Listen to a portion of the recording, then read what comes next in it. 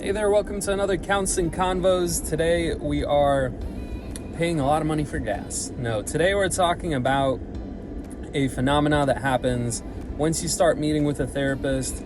This might happen to you, it might not. It might happen to the therapist, it might not. We're all human.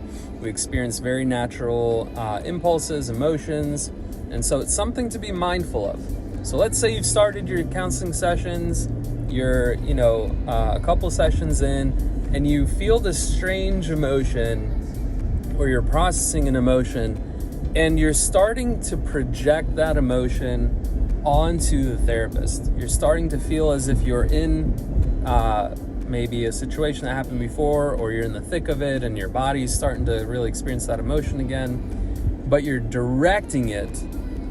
projecting it onto the counselor or therapist. Now, this phenomena is called transference. Your mind or body might not be used to the experience of sharing this information or revisiting this emotion. And so what it wants to do is it wants to disconnect and put it on something else. So it is transferring that energy so that you are able to manage and be okay. So from the therapist's perspective, they can respond a couple different ways to this.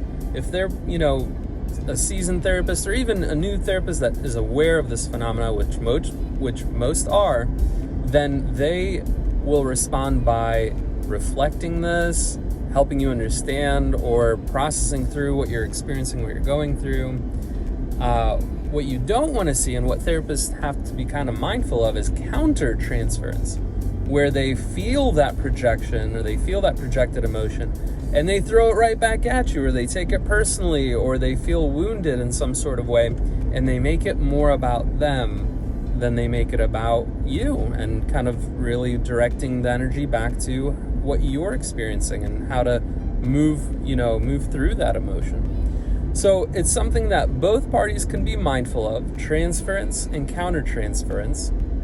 And it happens, where no one is perfect, but every now and again, if a therapist does feel this, it simply means that they can work through that on their own time. They can work through that with their supervisor or with their therapist. Yes, therapists see counselors and therapists as well.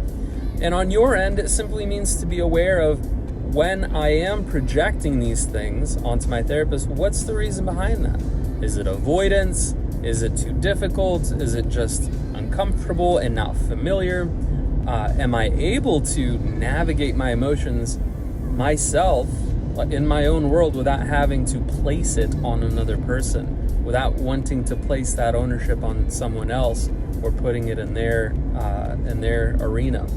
So that's what I wanted to cover today, just transference and countertransference. If it's not anything you've ever experienced, that's wonderful and great. If it is and you want to talk about it, talk to your therapist about it. Transparency is the key with those kinds of phenomenons or dynamics. Always transparency. Well, thanks for listening, and if you want to watch more of our videos, feel free to mosey around our YouTube channel and let us know what you think. Thanks. Have a good one.